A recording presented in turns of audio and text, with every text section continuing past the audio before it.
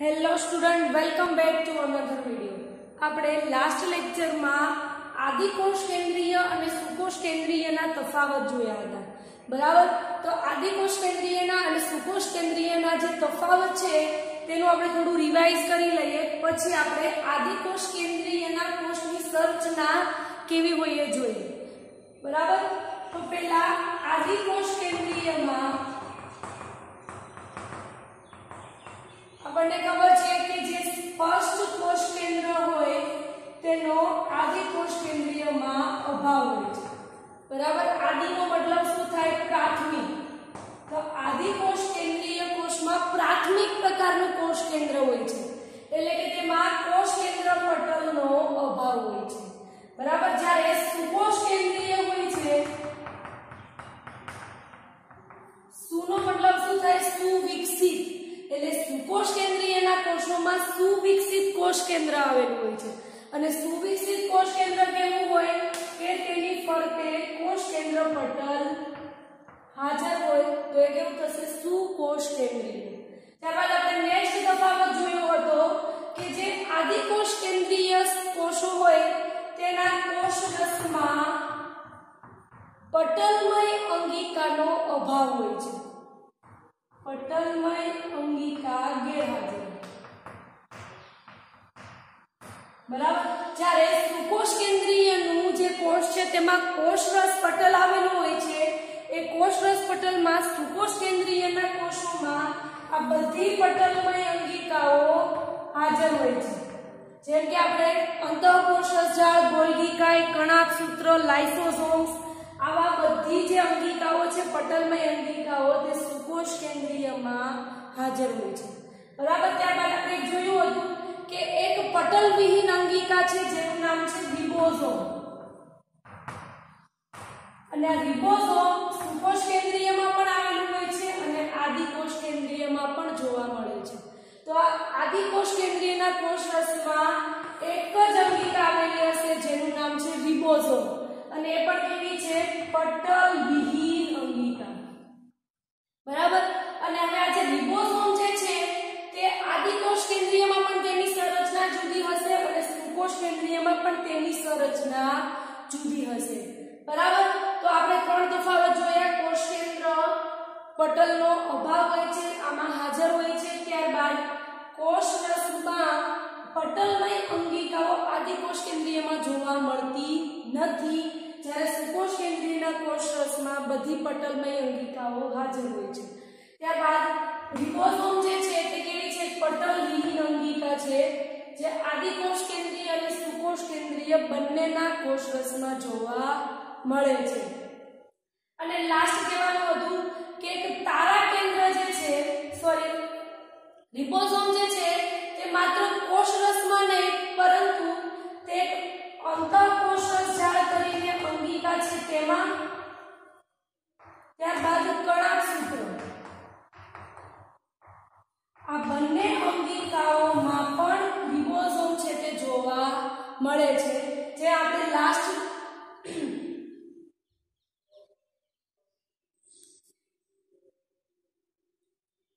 બીજું એ કે જે આ રિબોઝોમ જે છે તે રિબોઝોમ માત્ર કોષરસમાં જ નહીં પરંતુ તે અંતઃકોષરસ જાળ નામની અંગિકા, ત્યારબાદ કણાભ સૂત્ર નામની અંગિકા, આ બંને અંગિકાઓની ઉપર પણ રિબોઝોમ જોવા મળે છે।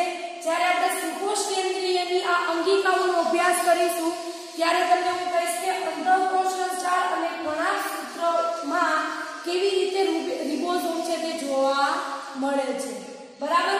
હવે આજના લેક્ચરમાં આપણે જોઈએ કે આદિકોષ કેન્દ્રીય કોષ જે છે તેની સંરચના કેવી હોય છે, એટલે કે તેમાં કોષરસમાં આપણે જોયું રિબોઝોમ આવેલું હોય છે, ત્યારબાદ બીજી કઈ કઈ વિશિષ્ટ પ્રકારની સંરચનાઓ આવેલી હોય છે તે જોઈએ।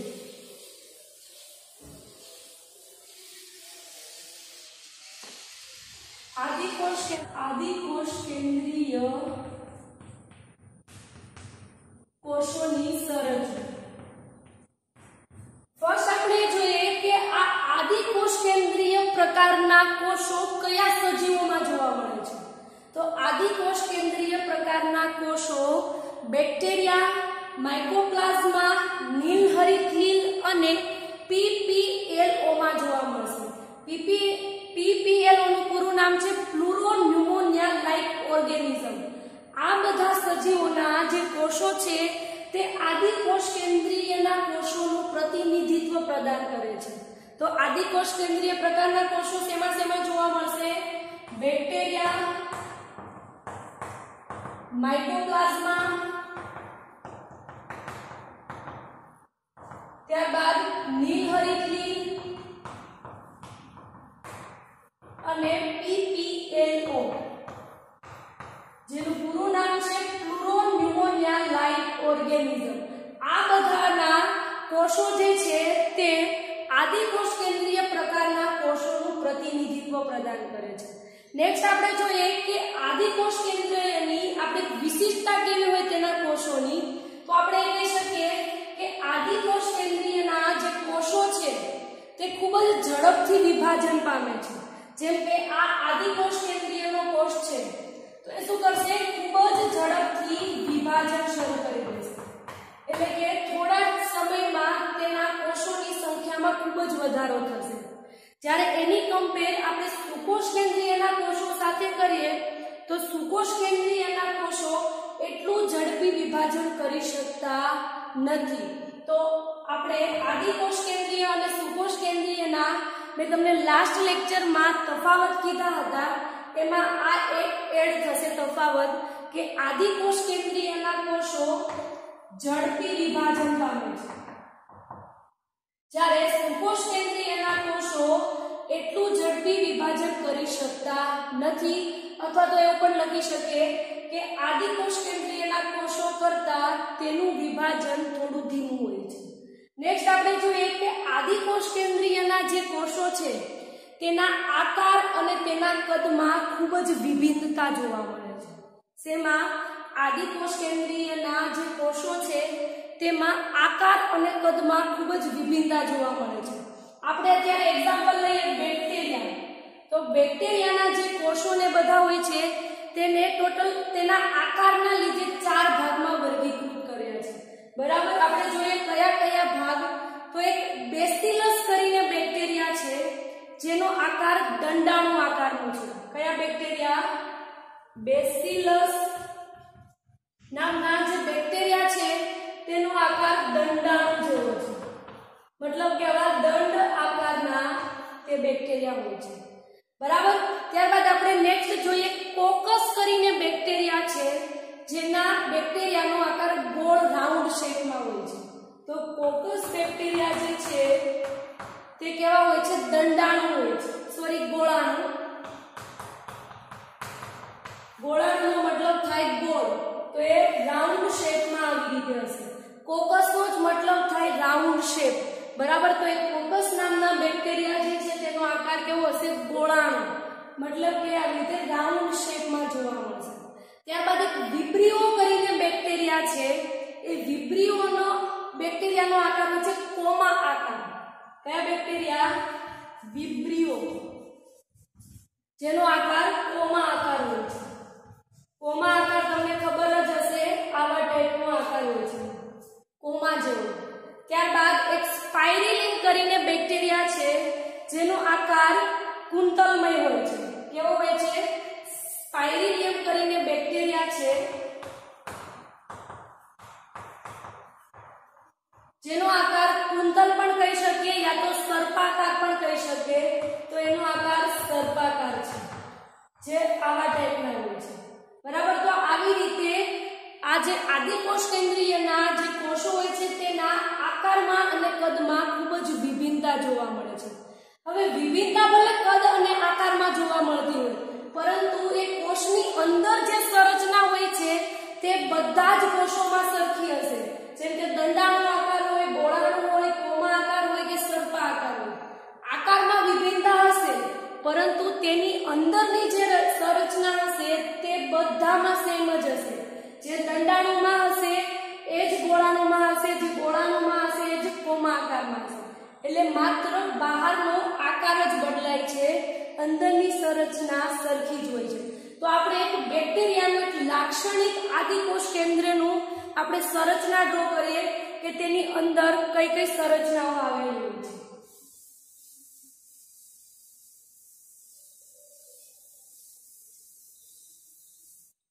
અત્યારે હું બેક્ટેરિયાનો એક કોષ ડ્રો કરું છું, કારણ કે બેક્ટેરિયા એક આદિકોષ કેન્દ્રીય છે.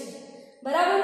તો બેક્ટેરિયાનો જે કોષ છે એટલે કે આદિકોષ કેન્દ્રીયના જે કોષો હોય છે તે ટોટલ 3 સ્તર ધરાવે છે. બરાબર. આપણે ડ્રો કરીએ. આ જે છે તે પહેલું સ્તર છે, ત્યારબાદ આ બીજું સ્તર,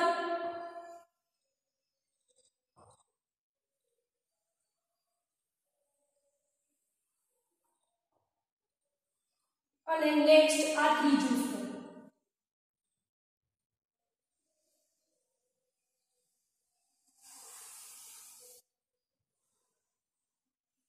આવી રીતે આદિકોષ કેન્દ્રીયના જે કોષો હોય છે તે ટોટલ 3 સ્તર ધરાવે છે. હવે 3 કયા સ્તર છે આપણે પછી ડિસ્કસ કરીએ. પહેલા એ જોઈએ કે આ જે ભાગ છે તેને શું કહેવાય છે? કોષરસ. આ તમને જે બ્લેન્ક ભાગ દેખાય છે એ શું છે? કોષરસ. બરાબર. તો તમને ખબર હશે કે કોષરસની ફરતે જે સ્તર આવેલું હોય તેને શું કહેવાય? કોષરસ પટલ. ફરીથી રિપીટ કરું છું. આ જે બ્લેન્ક ભાગ તમને અત્યારે દેખાય છે આ શું છે? કોષરસ છે. બરાબર. તો કોષરસને ફરતે જે સ્તર આવેલું હોય તેને શું કહેવાય? કોષરસ પટલ. ત્યારબાદ આપણે જોઈએ તમને કોષરસ પટલ પછી એક આ વ્હાઇટ કલરનું સ્તર દેખાય છે. હવે આ વ્હાઇટ કલરનું સ્તર શેનું છે જણાવું તો આપણે જોયું હતું કે વનસ્પતિના જે કોષો હોય છે તેમાં કોષ દિવાલ આવેલી હોય છે. તો માત્ર વનસ્પતિના કોષમાં કોષ દિવાલ આવેલી હોય એવું જરૂરી નથી. આદિકોષ કેન્દ્રીયના કોષોમાં પણ કોષ દિવાલ આવેલી હોય છે. યાદ રાખજો, આદિકોષ કેન્દ્રીયના કોષોમાં એમાં પણ ખાસ કરીને બેક્ટેરિયાના કોષોમાં કોષ દિવાલ જોવા મળે છે. અને કોષ દિવાલનું સ્થાન ક્યાં હોય છે? કોષરસ પટલના લેયર પછી કોષ દિવાલ આવેલી હોય છે. તો આ વ્હાઇટ કલરનું જે છે તે શું હશે? કોષ દિવાલ.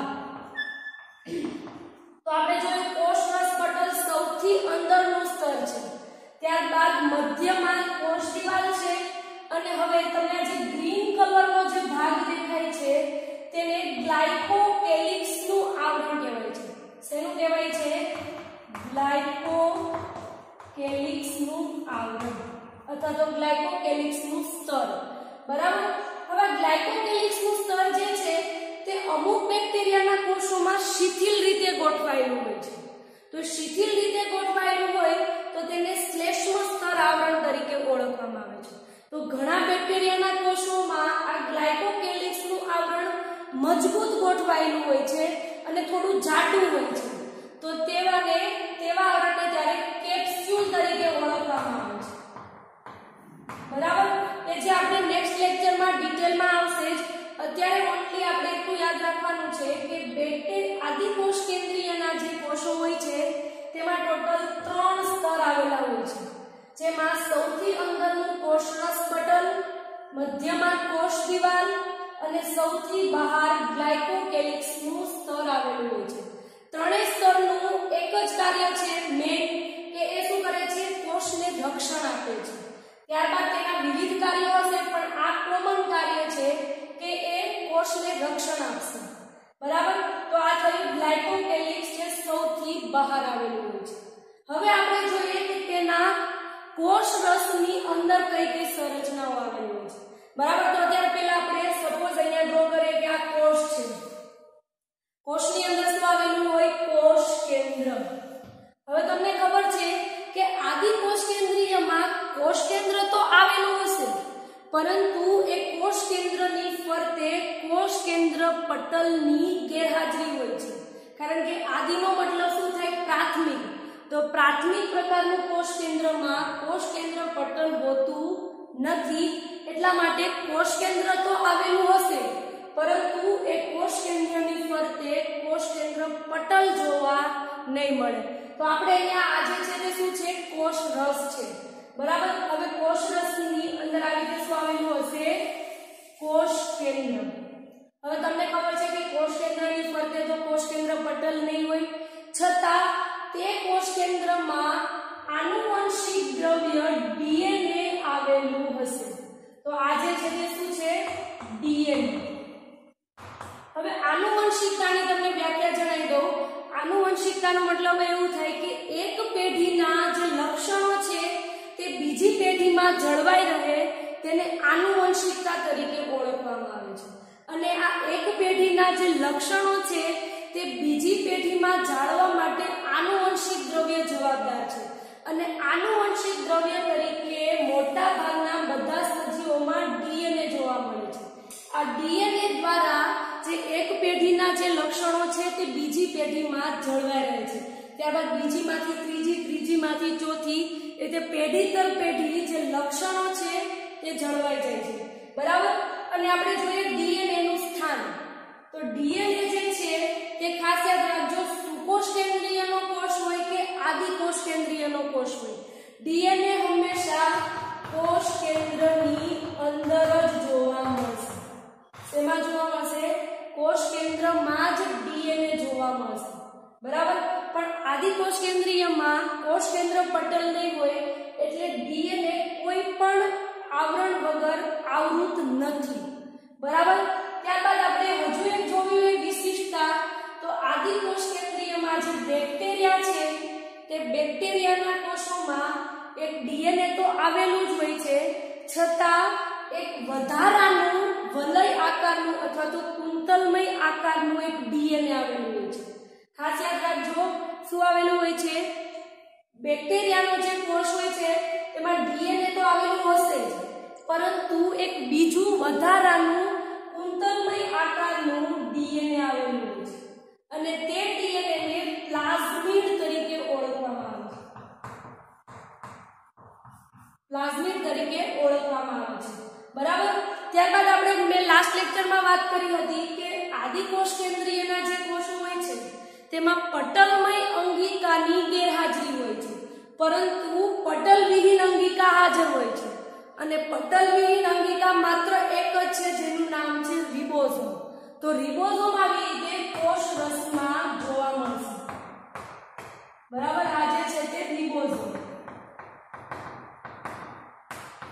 નેક્સ્ટ જોઈએ કે આદિકોષ કેન્દ્રીયના કોષોમાં એક બીજું આવેલું હોય છે મેસોઝોમ્સ।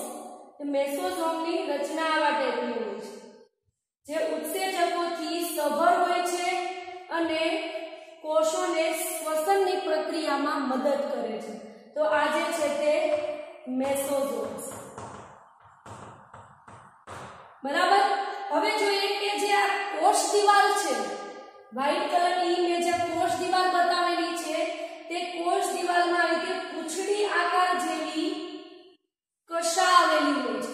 શું આવેલી હોય છે? કોષ દિવાલ સાથે જોડાયેલી કશા આવેલી હોય છે।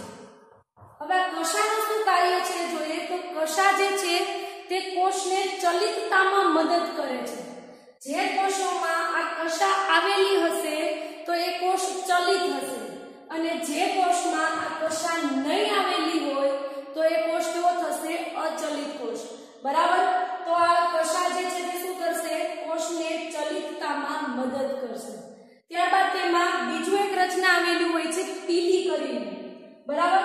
આવી રીતની એની રચના હોય છે, બંને બાજુએ હોય છે, જેને શું કહેવાય છે? પીલી।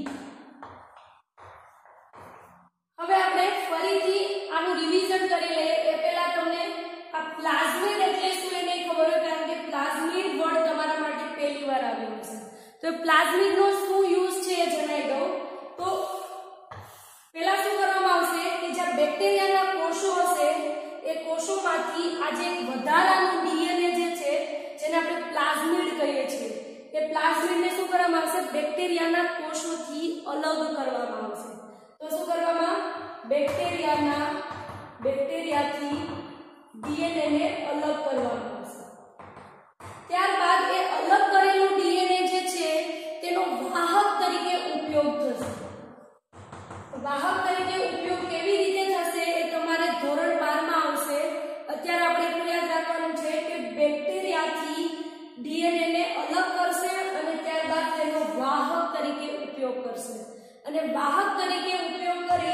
તેમાંથી પ્રતિજૈવિક દ્રવ્યો બનાવવામાં આવશે.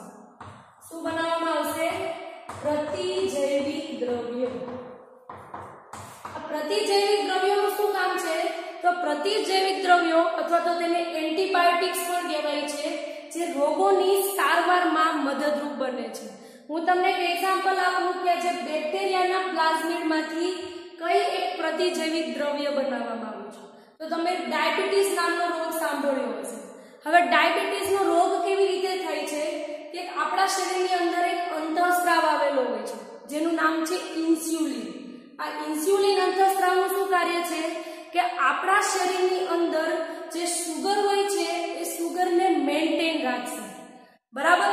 હવે ડાયાબિટીસના પેશન્ટમાં શું થતું હોય છે કે ઇન્સ્યુલિન બનતું બંધ થઈ જશે, અને ઇન્સ્યુલિન શરીરમાં બનતું બંધ થશે એટલે શું થશે? આપણા શરીરમાં સુગરનું જે પ્રમાણ છે તે વધવા માંડશે, અને સુગરનું પ્રમાણ વધશે એટલે એને કંટ્રોલ કરવા માટે આપણે શું કરવું પડશે? દવા લેવી પડશે. તો આ ડાયાબિટીસના પેશન્ટ જે દવા યુઝ કરે છે એ શેની છે? આ પ્લાઝમિડમાંથી પ્રતિજૈવિક દ્રવ્ય બનાવવામાં આવ્યું છે, જે આપણે શું કરવું પડે? ઇન્સ્યુલિનને બહારથી શરીરમાં દાખલ કરવું પડે, અને બહારથી ઇન્સ્યુલિન બનાવવા માટે આ જે બેક્ટેરિયાનું પ્લાઝમિડ છે તેનો વાહક તરીકે ઉપયોગ કરી અને ત્યારબાદ તેમાંથી પ્રતિજૈવિક દ્રવ્ય બનાવવામાં આવ્યું છે, જેથી શરીરની અંદર જે સુગરનું પ્રમાણ છે તે મેન્ટેન રહેશે. આ અત્યારે મેં ખાલી તમને એક જ એક્ઝામ્પલ આપ્યું છે. આવા ઘણા બધા રોગોની સારવાર કરવા માટે પ્લાઝમિડનો ઉપયોગ કરવામાં આવે છે. બરાબર. ત્યારબાદ આપણે જોઈએ કે મેસોઝોમ્સ. તો મેસોઝોમ્સ જે છે તે તો ઉત્સેચકોથી સભર હોય છે. તદુપરાંત આ જે મેસોઝોમ્સ છે એ કોષોને શ્વસનની પ્રક્રિયામાં મદદ કરશે. તો આ થયું એક આદિકોષ કેન્દ્રીયના કોષની સંરચના. આપણે ફરીથી રિવિઝન કરી લઈએ તો આપણે અત્યારે જે લાક્ષણિક કોષ ડ્રો કર્યો છે એ તેનો કર્યો છે બેક્ટેરિયાનો. બરાબર.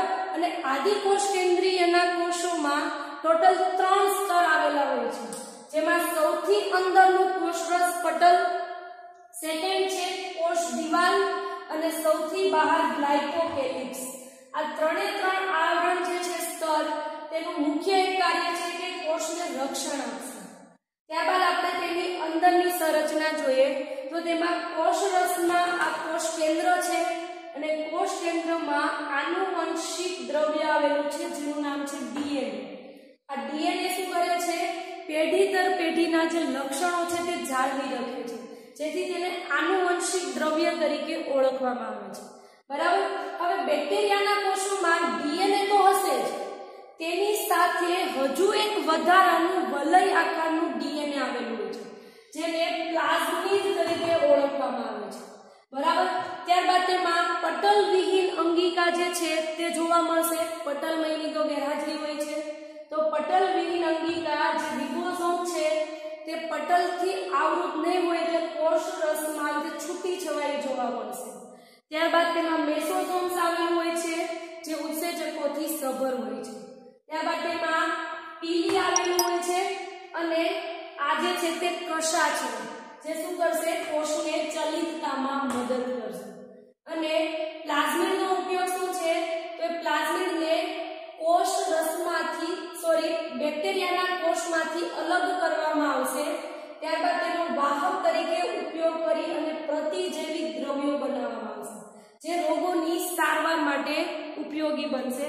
મેં તમને એક એક્ઝામ્પલ આપ્યું કે ડાયાબિટીસના પેશન્ટ જે ઇન્સ્યુલિનની દવા લે છે તે આ પ્લાઝમિડમાંથી બનાવવામાં આવ્યું છે. બરાબર.